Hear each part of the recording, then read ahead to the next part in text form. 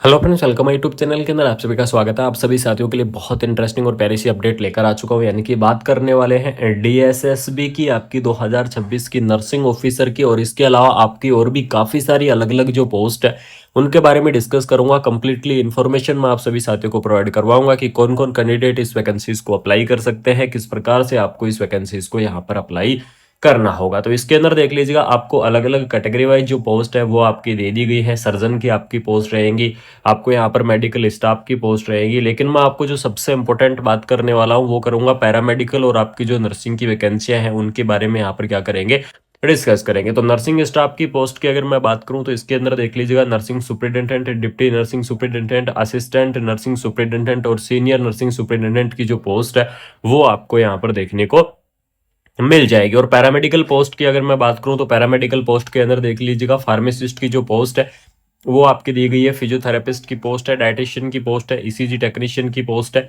उसके बाद आपको यहाँ पर डेंटल हाइजीनिस्ट की पोस्ट है। इसके अलावा डायलिसिस से रिलेटेड पोस्ट है और भी आपकी काफी सारी जो अलग अलग पोस्ट है वो आपको देखने को मिल जाएंगे। और इसके अंदर मैं बात करूं तो आपको स्टाफ नर्स की जो पोस्ट है उसके बारे में भी बता देता हूं। तो यहाँ पर देख लीजिएगा, आपको स्टाफ नर्स की वैकेंसी है वो भी आपको क्या की गई है, प्रोवाइड आपको करवाई गई है। और डीएसएसबी 2026 की जो वैकेंसियां हैं वो आपको देखने को मिल जाएंगी। इस भर्ती के अंदर क्या क्या एलिजिबिलिटी क्राइटेरिया रहेगा उस चीज के बारे में भी चर्चा करेंगे। तो इस भर्ती के अंदर जो आपका एलिजिबिलिटी क्राइटेरिया रहेगा, सबसे पहले आप सभी साथी वो देख लीजिएगा। तो जो एलिजिबिलिटी, सबसे पहले बात करूंगा नर्सिंग ऑफिसर की वैकेंसीज के बारे में, ठीक है।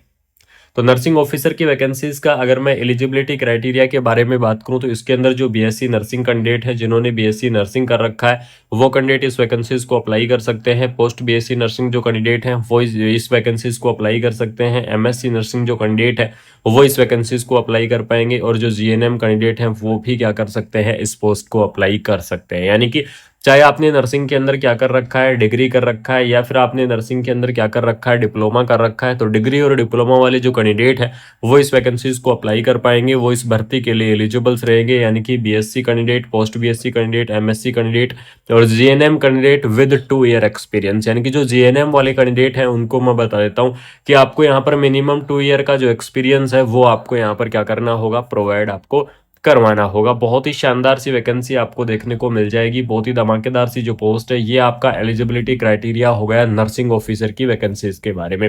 अब बात करेंगे फार्मासिस्ट पोस्ट के लिए कि फार्मासिस्ट की इस पोस्ट के लिए कौन कौन कैंडिडेट एलिजिबल्स रहेंगे, क्या उनका एलिजिबिलिटी क्राइटेरिया रहेगा।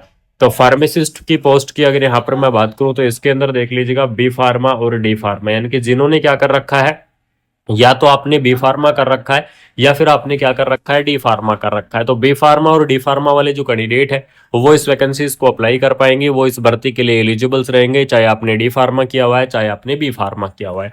उसके बाद में आपको लैब टेक्नीशियन की पोस्ट की मैं बात करूं तो लैब टेक्नीशियन की इस पोस्ट के लिए देख लीजिएगा, डीएमएलटी कैंडिडेट जिन्होंने डीएमएलटी कर रखा है और बीएमएलटी कैंडिडेट जिन्होंने बीएमएलटी कर रखा है, ठीक है। तो डीएमएलटी और बीएमएलटी वाले कैंडिडेट हैं वो भी यहाँ पर क्या रहेंगे, एलिजिबल्स रहेंगे। इसके अलावा अगर यहाँ पर मैं और भी आपको काफी सारी वैकेंसीज की आपकी जो एलिजिबिलिटी क्राइटेरिया है, मेडिकल ऑफिसर की पोस्ट भी आपको दी गई है, जिसके लिए जो एमबीबीएस वाले कैंडिडेट है जिन्होंने क्या कर रखा है, एमबीबीएस कर रखा है, वो कैंडिडेट क्या करेंगे, इस वैकेंसीज के लिए एलिजिबल्स रहेंगे। तो इस प्रकार से आपकी काफी सारी अलग अलग जो पोस्ट है वो आपको देखने को मिल जाएंगी, काफी सारी अलग अलग वैकेंसियां आपको देखने को मिल जाएंगी। एलिजिबिलिटी क्राइटेरिया की मैंने बारे में आपको बता दिया है कि नर्सिंग ऑफिसर का एलिजिबिलिटी क्राइटेरिया क्या रहेगा, फार्मासिस्ट का क्या रहेगा, लैब टेक्नीशियन का क्या रहेगा। उसके अलावा अगर यहाँ पर मैं एज लिमिट की बात करूं तो इसके अंदर देख लीजिएगा, आपको एज लिमिट के अंदर मिनिमम एज लिमिट आपको 18 ईयर यानी कि 18 ईयर आपको जो मिनिमम एज लिमिट है वो आपको देखने को मिल जाएगी। और मैक्सिमम एज लिमिट आपकी रहेगी आपकी 30 ईयर, यानी कि 18 से 30 ईयर तक के जो कैंडिडेट हैं वो इस वैकेंसीज को क्या करेंगे, यहाँ पर आप एलिजिबल्स रहेंगे।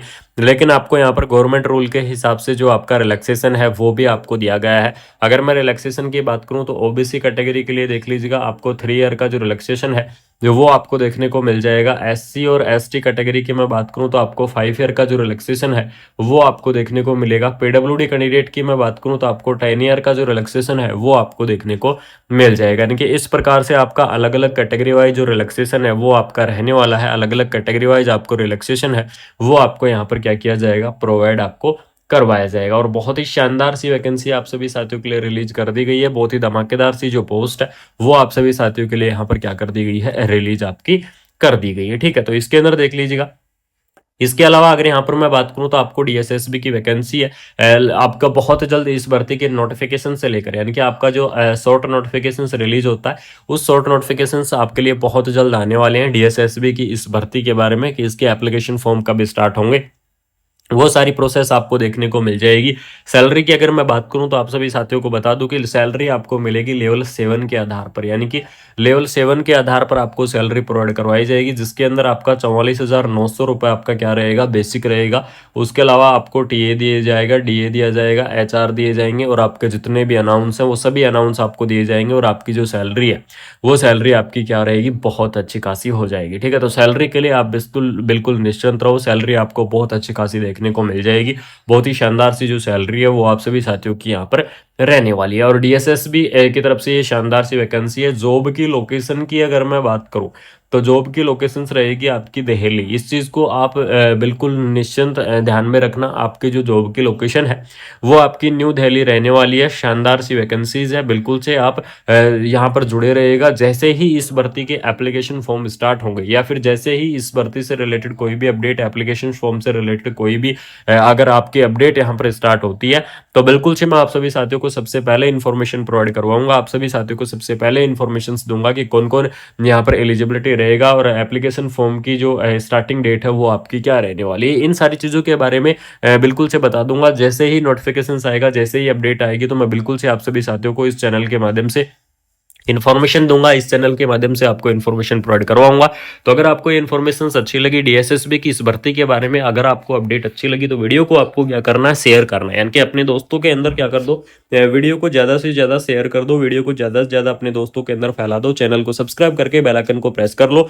जिन साथियों ने अभी तक चैनल को सब्सक्राइब नहीं किया है उन साथियों को मैं बता दूं कि चैनल को सब्सक्राइब करके बेल आइकन को प्रेस कर लेना, जिससे आपके लिए ऐसे ही अपडेटेड वीडियो और ऑल ओवर इंडिया की आपकी नर्सिंग की जितनी भी वैकेंसियां होंगी, चाहे वो किसी भी प्रकार की कैसी भी अपडेट हो, बिल्कुल से आपको इस चैनल के माध्यम से मिलेगी। बिल्कुल से आपको मैं जो इन्फॉर्मेशन है वो शेयर करने की कोशिश करूंगा। मिलते हैं नई अपडेट के साथ, कोई शानदार सी इन्फॉर्मेशन के साथ। Thank you so much. जय हिंद, जय भारत।